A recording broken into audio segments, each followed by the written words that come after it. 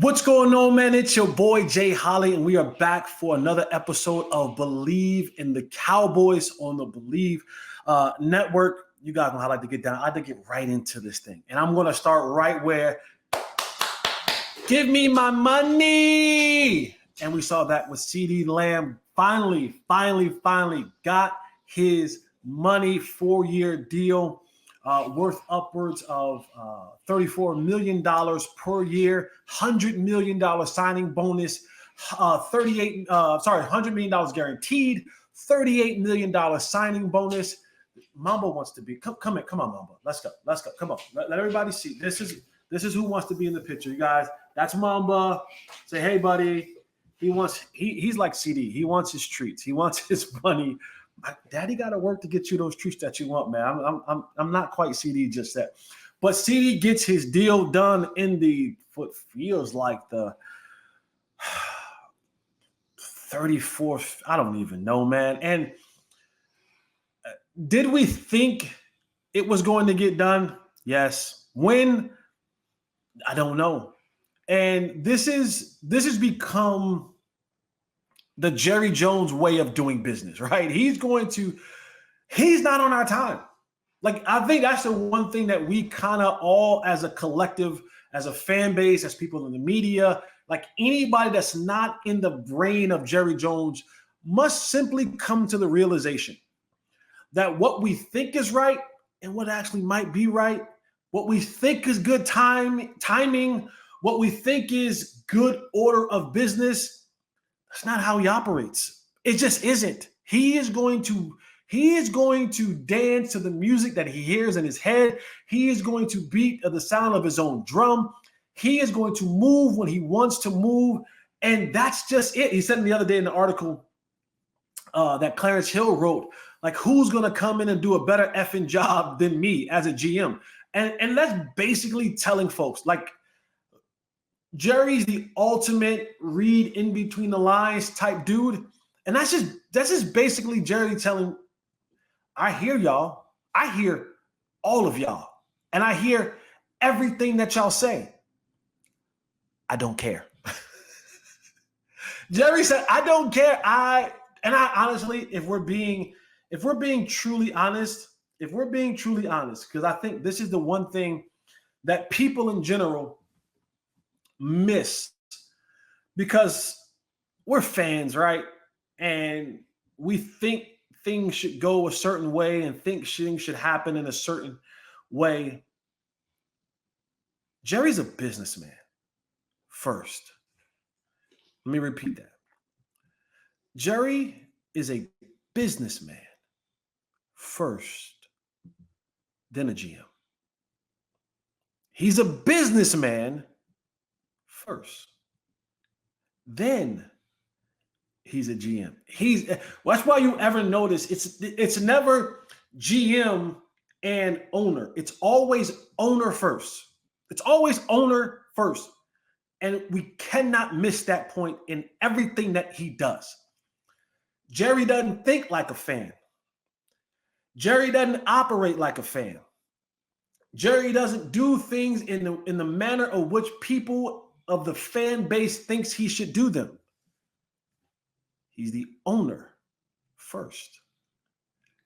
And if I'm being honest, I might be stepping on some toes. The championships overall may not be there. He's responsible for 3. Feel however you want to feel about that.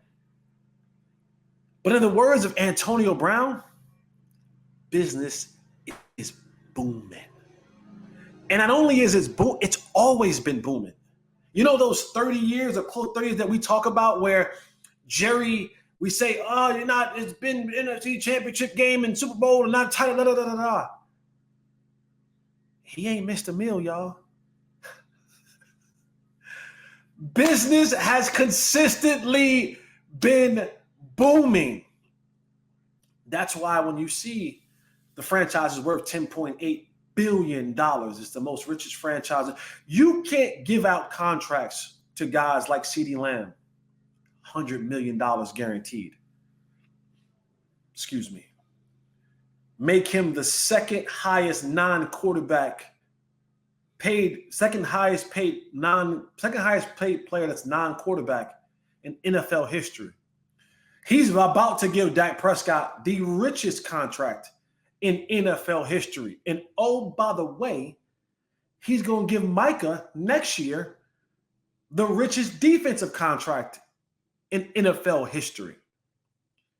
Can't do that unless you're making tenfold in business.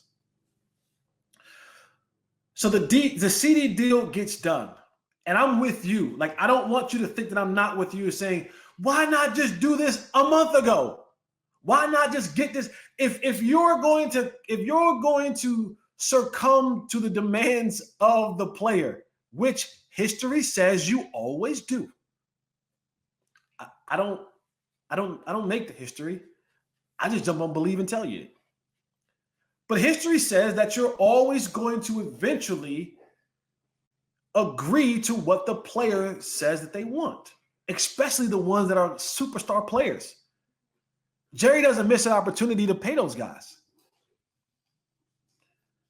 And if you ask multiple people, media types, front office people, media people all over, the common theme that you hear when it comes to Jerry in these type of things is the art of negotiation.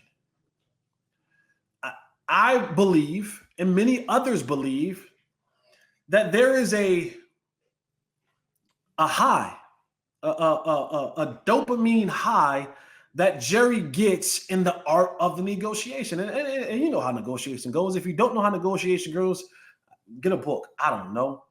But the person who is going to be the payer usually comes in with a lowball number. Usually comes in and wants to pay far less than probably market value for, in hopes that the other person on the other side of the table bites. You can go back and look at the Tyron Smith contract. Tyron kind of got. Tyron got. Tyron got. Tyron got convinced to do this 10-year deal, and while he made a bunch of money, Tyron kind of got. He got in the deal that he did. But those are the type of deals that that drive Jerry. Can I get another one? And then it's you have a low ball offer, and then the other person, they send this really high offer. And then now we play this game of where we can meet somewhere in the middle. But history just says if you're a really good football player and you play for this franchise, just wait. Just wait it out. Just wait it out. And if you want, go to Cabo like Zeke. If you want, go to your farm like Zach Martin. If you want, you can go to Houston or Florida like CeeDee Lamb. If you're willing to wait it out and you're a start now, this ain't for everybody. Okay?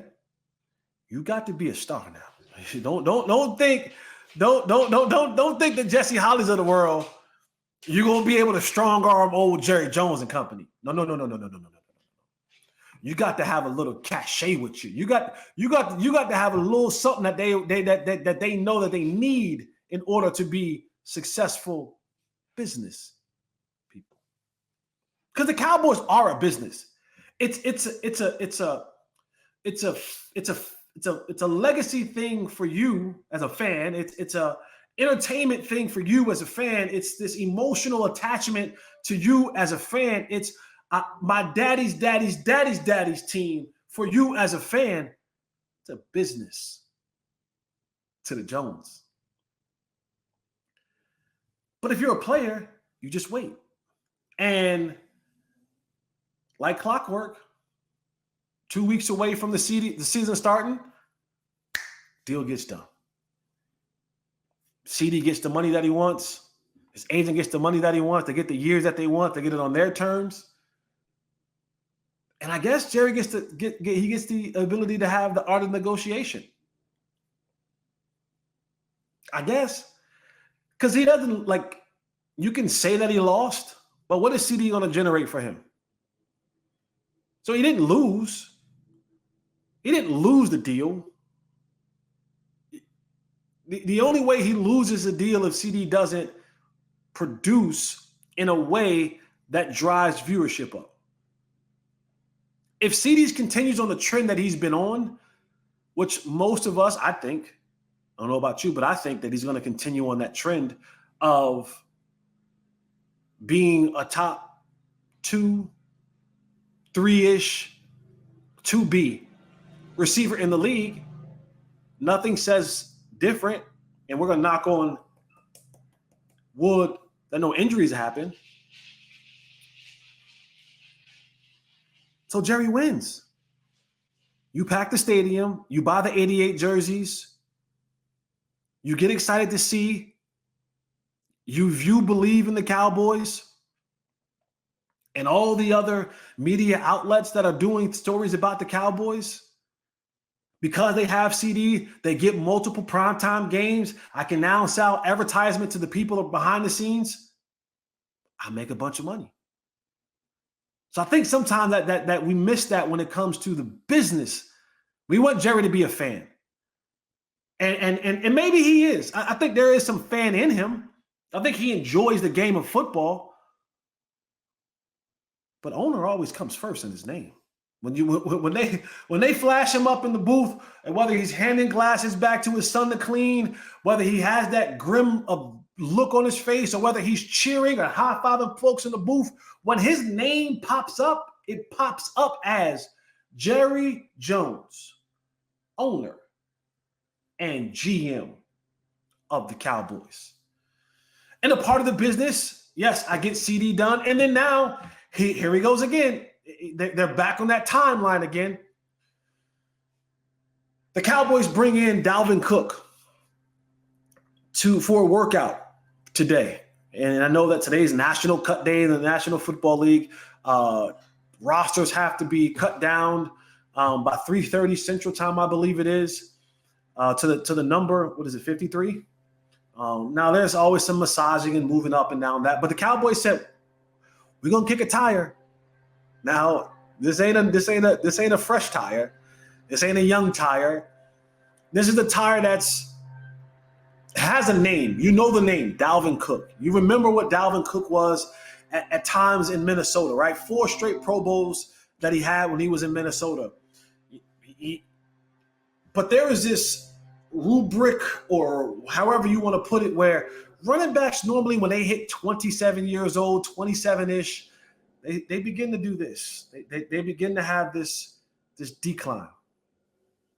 And they already had a running back on their roster who's plus 27 and whose body has shown the decline. And now they're kicking the tires on another running back. You saw what he was in the Jets, and you saw what he was at the end of the year in Baltimore. I mean, I guess if we're dragging out old running backs who had good names, what's Marshall Faulk doing?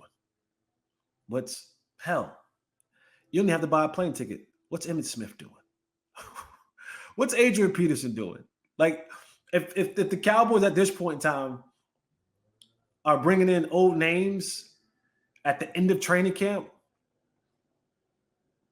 when your roster looks very similar, like your running back room looks very similar in the sense of Zeke looks a lot like Rico Dowdle, looks a lot like Royce Freeman. Now, I think Rico has the most juice of that group, younger legs.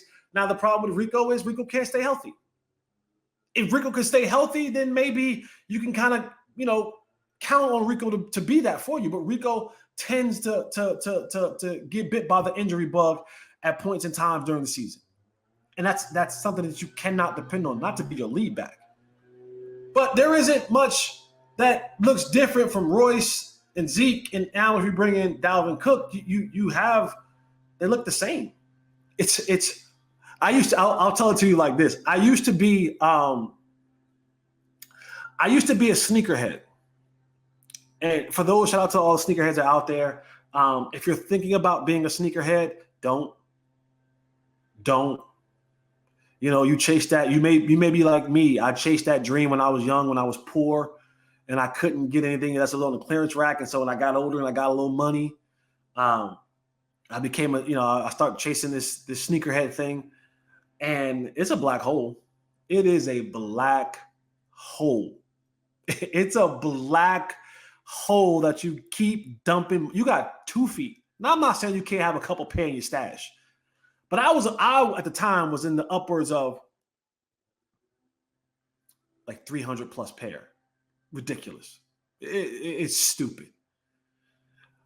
But one of the things that made me leave the sneaker culture was, one, it got weird and how everything was being released. But 2, and it was Michael Jordan who did it to me. Because what Mike started doing was he started raising prices to only give us the same thing in a different colorway. Like, right? It was like, how many Jordan 1s do I have to own?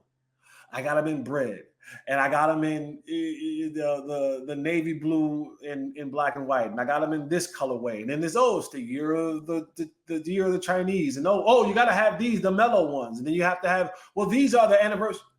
Mike, it's Jordan 1, but he just kept. How many 12s do I need? How many Concord 11s do I need? How many 4s do I need? Black Cats, and then it's concrete, cements. How many do I need, Mike? It's the same damn shoe, same sneaker. And for the Cowboys, it looks like you're bringing in Dalvin Cook. You're pulling a Michael Jordan on us. You're giving us the same sneaker in a different variation, different colorway. Even though Dalvin and Zeke and Royce, I think they're different shades of black. One's a little caramel, one's a little mahogany. You know what I mean? One's a little, still a Jordan 1. And the problem is, they're not dead stock. These are and they're not even very near dead stock. They're kind of like slightly worn. They're not slightly worn, they're worn.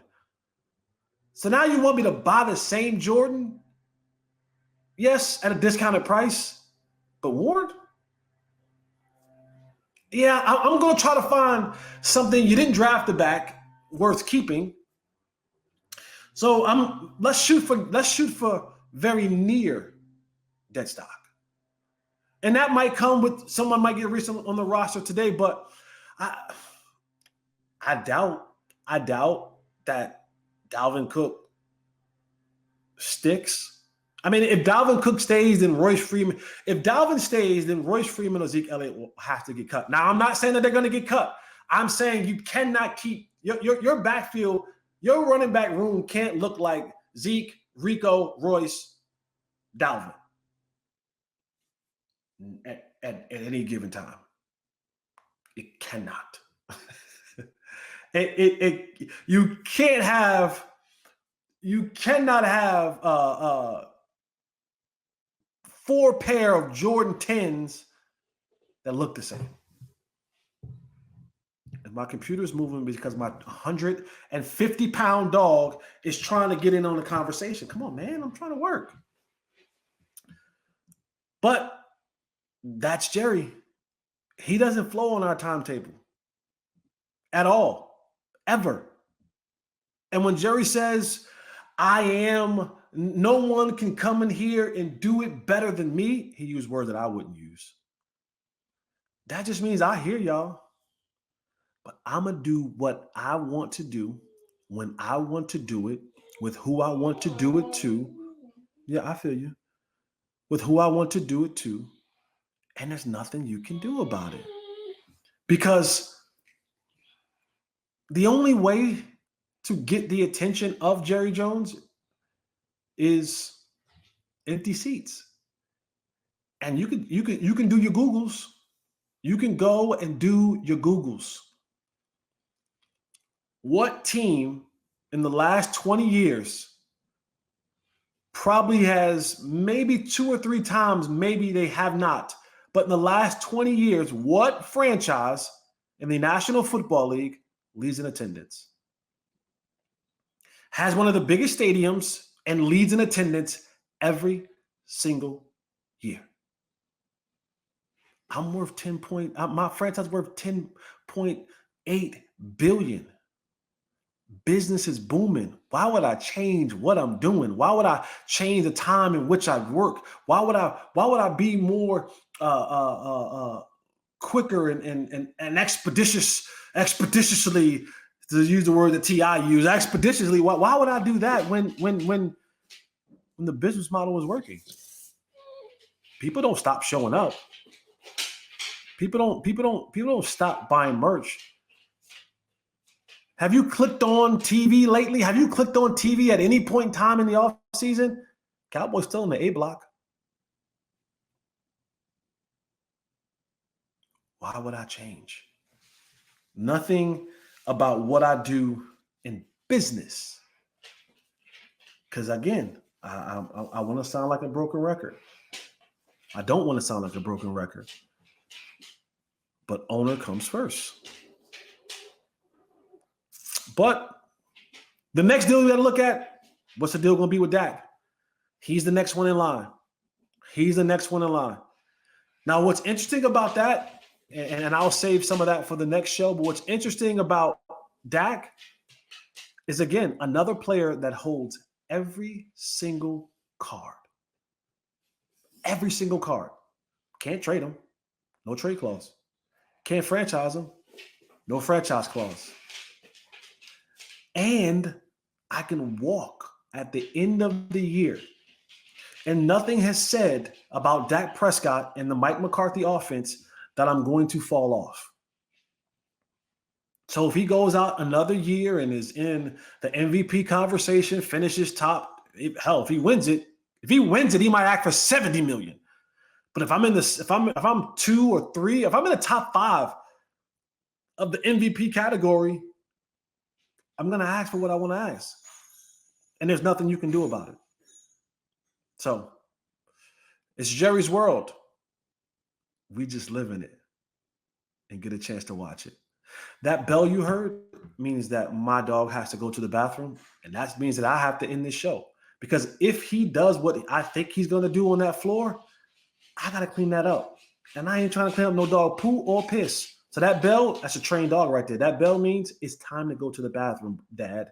Get off the show. Take me to the potty. All right, man. I'm out of here, man. See you guys next show. Remember, Bleav in the Cowboys. Like, subscribe. Go do all that kind of great stuff, man. Watch the show.